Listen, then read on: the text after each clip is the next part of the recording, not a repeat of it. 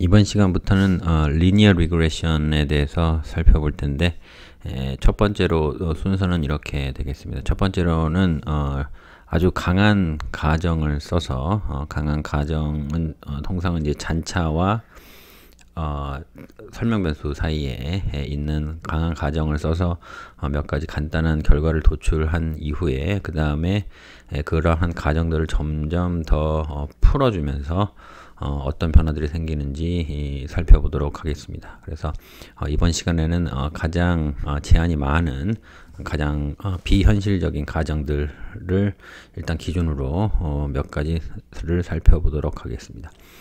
첫 번째로는 저희가 일단 가장 기본적인 세팅은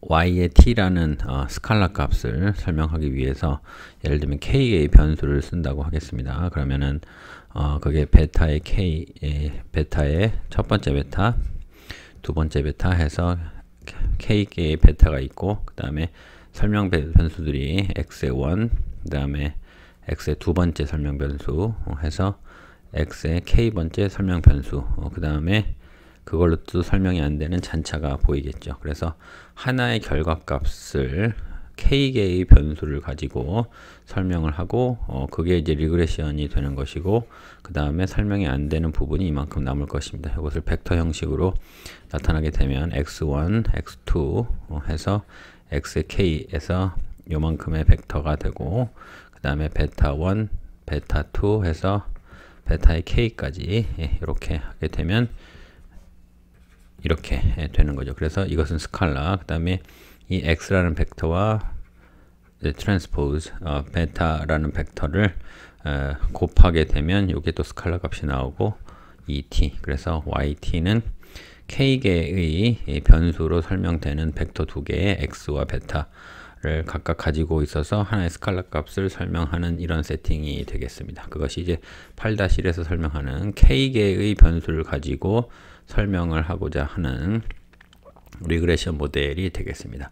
리그레션 모델은 대부분의 경우에 실제 관측하는 것과 틀리게 되죠. 예를 들면 실제 관측하는 값이 yt이고, 그 다음에 우리가 지금 그 값을 k 곱하기 1 벡터인 x하고, 그 다음에 k개의 코에피션트인 베타 벡터로서 설명을 하도록 지금 노력을 하고 있습니다. 이게 지금 리그레션 방정식이죠. 그렇게 되면 이 yt는 실제 관측치고 이것은 리그레션으로 우리가 추정하는 값이기 때문에 그것들을 만약에 우리가 p개의 샘플을 파퓰레이션에서 보고 있다고 하면 그 각각의 값은 전부 다 오차가 있을 것입니다. 그래서 그 오차들을 각각을 구한 다음에 제곱해서 전부 다 더하면 residual sum of squares에서 RSS가 도출이 되게 되겠습니다.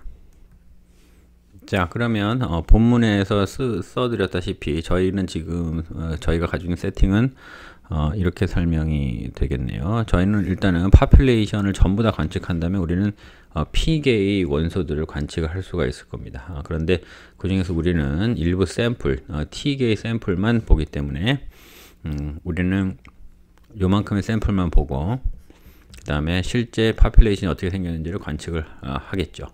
자, 그렇게 되면 우리가 리그레션을 통해서 예측을 할 때마다 오차가 생길 겁니다. 그렇죠?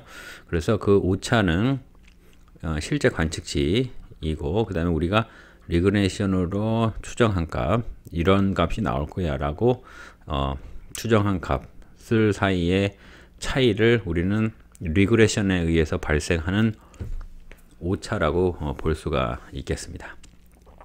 우리가 과거에 그러면 이 베타 헤드, 그러니까 코에피션트를 어떻게 정하는 것이 가장 추적 오차를 줄이느냐라고 과거에 공부했을 때 저희가 추적 오차를 줄이려면 이런 식의 코에피션트를 구하면 그게 추적 오차를 mean square error를 최소화한다고 과거에 학습을 했습니다. 그래서 그 방식을 이렇게 대입을 시켜 보면 yt 공통으로 있고 나머지 부분을 요 분홍색으로 정리를 하게 되고, 요 분홍색 부분을 m의 x라는 매트릭스로 새로 정리를 하게 되면 다시 한번 정리를 깨끗하게 해보도록 하겠습니다.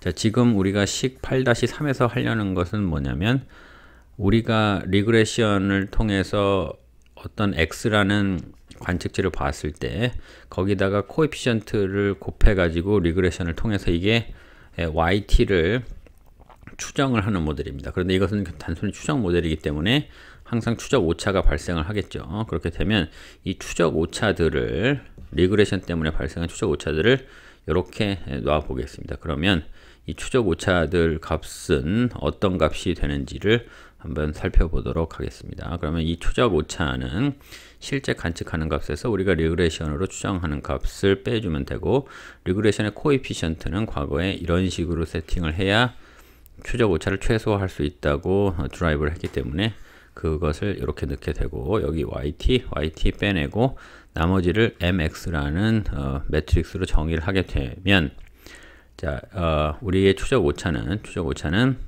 mx의 yt죠. mx의 yt인데 yt는 어떻게 됩니까? 우리가 리그레션으로 정한 값에다가 잔차를 더한 것과 똑같습니다. 그렇죠? 그래서 이 부분을 이렇게 바꿔주고, 그렇게 되면 mx의 x의 베타, 그 다음에 mx의 et 이렇게 남게 되는데, 이것을 한 번 더 정리를 해보면, 자, 이렇게 이걸 정리를 해보면, 자, mx의 xt의 베타 하나 있고, 그 다음에 mx의 그 다음에 et 이렇게 나눠지죠. 이 부분이. 자, 그런데 우리가 증명 안 하고 mx라는 매트릭스에 대해서 이 8-4의 성질들이 성립함을 알 수가 있습니다. 그래서 그 중에서 세 번째 거를 활용하면 이것은 0이 되기 때문에 결국에 잔차, 우리가 리그레션 때문에 발생하는 잔차는 결국에 mx라는 매트릭스에다가 실제 진짜 잔차, 우리가 리그레션을 추정한 게 아니라 실제 리그레션 모델 8-1에 나오는 리그레션 모델로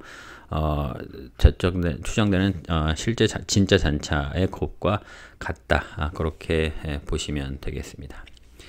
자, 그 다음에 두 번째로 우리가 공부해야 될 성질은, 자, 그렇다면 우리가 리그레션을 잘 해서 어떤 관측치 yt를 예측을 하고자 한다면 우리의 실제 설명 변수들을 가지고 베타라는 코에피션트 벡터를 곱해서 추정을 하려고 할 겁니다. 그렇게 되면 요거는 저희가 만약에 베타가 파퓰레이션에서 나오는 진짜 베타고, 우리는 이 값을 모르니까, 왜냐면 파퓰레이션은 우리가 진짜 관측이 안 되죠. 그래서 b 햇이라고 우리가 리그레션을 통해서 한번 추정을 한 베타를 추정을 해 보았죠. 그럼 어떻게 됩니까?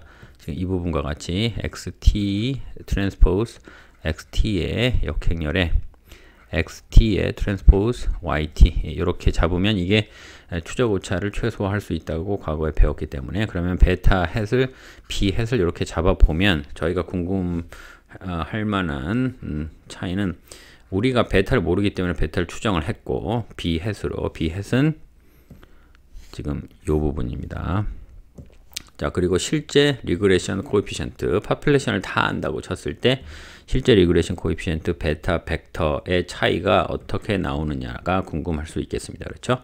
자, 그러면 그 관계를 도출하기 위해서 식 8-5를 살펴보도록 하겠습니다. 식 8-5에 보면 b의 햇은, 이것은 지금 베타를 프락시하기 위해서 낸 값이고, 자, 요렇게 세팅을 하면 이 x랑 y 벡터들은 전부 다 샘플에서 관측이 가능한 벡터들이니까 그렇게 잡으면 민 스퀘어가 최소화 된다고 배웠습니다. 그런데 한편 요 yt라는 관측치는 우리가 리그레션으로 예측하는 부분과 그것으로 설명이 안 되는 부분으로 갈라서 쓸 수가 있죠. 그래서 요 연두색 부분을 이런 식으로 대체를 하고 정리를 해 보겠습니다. 정리를 하게 되면, 자, 지금 이 부분이랑 이 부분이 같고 역행렬과 본래 행렬이기 때문에 그냥 없어져서 바로 예쁘게 베타만 나오고, 그 뒤에 부분은 이렇게 정리를 하면 되겠습니다. 따라서 지금 우리가 처음에 베타 b 햇으로 시작했고, 그 다음에 베타만 남겼기 때문에 이것을 좌변으로 넘기게 되면 베타와 b 햇과의 차이는 얼마만큼이다? 이만큼이다 라고 도출을 할 수 있겠습니다. 자, 그리고 이것은 리그레션의 본질적인 부분은 아니지만 벡터와 매트릭스 계산에서 차원에 대해서 항상 고려를 하고 계셔야 되기 때문에 이것은 연습 삼아서 아까 우리가 계산한 벡터의 차원이 맞는지 확인을 해 보겠습니다. 자, 코에피션트들이 모여 있는, 근데 이것은 리그레션으로 우리가 추정한 베타를 추적하기 위해서 추정한 코에피션트들이 모여있는 벡터들은 xt의 트랜스포즈, xt의 역행렬, 그 다음에 xt의 트랜스포즈 yt로 잡는다고 말씀을 드렸습니다. 자, 이렇게 되면 이것은 벡터, 이것은 행렬, 요건 행렬, 그 다음에 요거 벡터 이렇게 될 텐데, 실제 이 계산을 좌우변 계산을 하면 이 베타 햇이라는 벡터가 나오는지 디멘션을 한번 따져 보겠습니다. 자, 식 8-5의 첫 번째 나온 요 식이고요. 식 8-5-1을 한번 살펴보도록 하겠습니다. 자, xt라는 벡터는 어떻게 생겼냐고 실제로 그려보면 이렇게 됩니다. 자, 우리가 만약에 이것을 시계열이라고 치고 첫 번째 날, 그 다음에 두 번째 날 해서 t번째 날까지의 데이터를 볼 수가 있다고 치고, 매일 몇 개만큼의 데이터를 보냐면 k만큼의 데이터를 본다고 하겠습니다. 그러면 t일만큼을 보게 되고, 그 다음에 매일 k만큼의 데이터가 쏟아지게 되겠죠. 예를 들면 이게 1월 1일, 1월 2일 해서 12월 31일까지 365개의 데이터를 보게 되고, 1월 1일 날 보는 뭐 날씨, 온도, 기온, 습도 해서 K개의 데이터를 매일 관측을 한다고 보면 되겠습니다. 그래서 XT라는 매트릭스는 T일만큼, 그 다음 매일 K개의 데이터를 관측한다고 보면 되겠습니다. 자, 그리고 만약에 우리가 이 어떤 리그레션을 예를 들어서 매일의 주가를 예측한다고, 주가 지수를 예측한다고 하게 되면 이것은 1월 1일의 주가 지수, 1월 2일의 주가 지수에서 만약에 12월 30일의 주가 지수 하면 t일만큼의 벡터가 yt가 갖게 되고, 그 다음에 yt가 t일만큼의 매일의 주가 지수이기 때문에 우리가 리그레션을 하면 매일 오차가 생기겠죠. 그래서 이 t의 디멘션도 t개의 벡터가 되는 것이고요. 그 다음에 우리가 지금 매일 k개의 데이터를 써서 지금 이 yt를 추정을 하려고 하고 있습니다. 이게 k개의 데이터를 가지고 있죠, 매일. 그러니까 코에피션트도 k개만큼 붙어야 되겠습니다. 그래서 베타 1, 베타 2 해서 베타 k까지 이렇게 되게 되겠습니다. 그래서 지금 우리가 이 계산을 한번 디멘션으로 해볼 텐데, 자, xt의 디멘션 어떻게 되죠? xt는 x가 t 플러스 t 곱하기 k니까 트랜스포즈 하면 k 곱하기 t 디멘션이 되고요. 그 다음에 x의 t는 그냥 t 곱하기 k 디멘션이 됩니다. 지금 여기까지 처리를 했고요. 역행렬을 해도 디멘션은 바뀌지 않죠. 자, 그 다음에 요 부분 처리하겠습니다. 요 부분 보시면 xt를 트랜스포즈 했으니까 k 곱하기 t 디멘션이고, y는 그냥 t 곱하기 1 디멘션입니다. 그럼 요거부터 먼저 처리를 하게 되면 요 부분은 k 곱하기 k 디멘션의 매트릭스가 나오게 되고, 요 부분은 k 곱하기 1의 벡터가 나오게 됩니다. 마지막 계산하면 k 곱하기 1이 되고, 그렇다면 베타 햇의 디멘션은 k 곱하기 1이 돼야 되는데 아까 예측한 대로 맞아 떨어지죠. 예, 이런 식으로 계산을 한다는 거 알아두시고 가시면 되겠습니다. 자, 그 다음에 어떤 리그레션 모델이 설정이 되면 그 리그레션 모델이 얼마나 똑똑한지 잘 맞추는지를 숫자로 지표로 나타낼 필요가 있을 수 있겠습니다. 그래서 그런 지표 중에 하나가 이제 R-스퀘어라는 지표인데, 자, 이것은 이런 겁니다. 자, YT를 우리가 제대로 예측했고, 만약에 리그레션으로 그 YT를 추정을 했는데, 이게 만약에 YT를 정확하게 추정을 했다라고, 어떤 매번 T가 1월 1일부터 365일까지 전부 다 그랬다면 이게 1이 되겠죠. 왜냐면 이것과 이것이 항상 같을 테니까. 자, 그러면 그것을 지금 스퀘어를 해서, 왜냐면 오차가 이게 실제 값이라고 했을 때 오차가 이렇게 날 수도 있고 이렇게 날 수도 있으니까 상계 처리가 되는 것을 방지하기 위해서 제곱을 해보겠습니다. 그렇게 되면 지금 우리가 구하고자 하는 비율은 어떻게 되냐면, 우리는 실제로 yt라는 값이 실제치입니다. 우리는 리그레션 했을 때 이 값이 나오기를 원해요. 그런데 우리는 리그레션을 할 때 yt를 추정하기 위해서 이렇게 추정을 하죠. 그런데 베타는 모르니까 여기서 xt하고 베타를 추정한 값 b의 햇을 대신 사용해서